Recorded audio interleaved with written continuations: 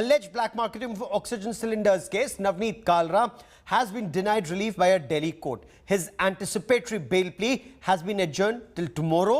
The court, however, refused to put a stay on coercive action by Delhi police. Now, during the hearing, Navneet Kalra's counsel maintained that the businessman was being unnecessarily hounded by authorities. Matrix Cellular Council also moved the High Court against the seizure of oxygen concentrators, saying that they were duly imported after paying duty through regular channel and all taxes had been paid to the government. This comes a day after the Delhi Police Crime Branch initiated investigation in the matter and launched a massive manhunt to nab Kalra.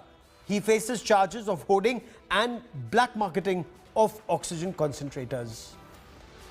I quickly want to cut across to India Today's Anisha Mathur for more on this big story. Anisha, take us through details of what the police said in court and, of course, Mr. Kalra's defense. Well, Gaurav, right now we've just had a very, very short hearing in the court, both in the Saket court where Navneet Kalra's anticipatory bail was heard and in the Delhi High Court where Matrix's petition was heard.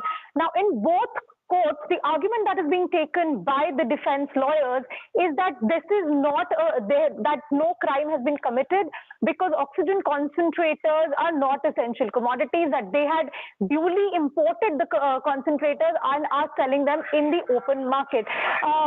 Kalra's lawyers in the Saket court also argued that he is being hounded unnecessarily, that he should be given protection. On the other hand, of course, the police had said that there has been hoarding, there has been black marketing, and there has been, more importantly, sections including cheating and violation of government orders are also included in the FIR.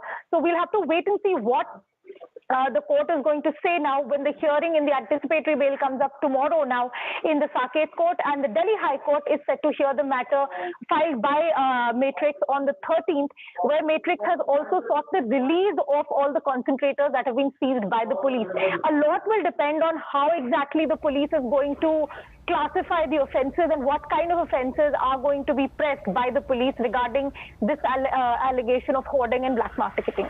Keep tracking that story. I will come back to you for more, Anisha. For the moment, many thanks.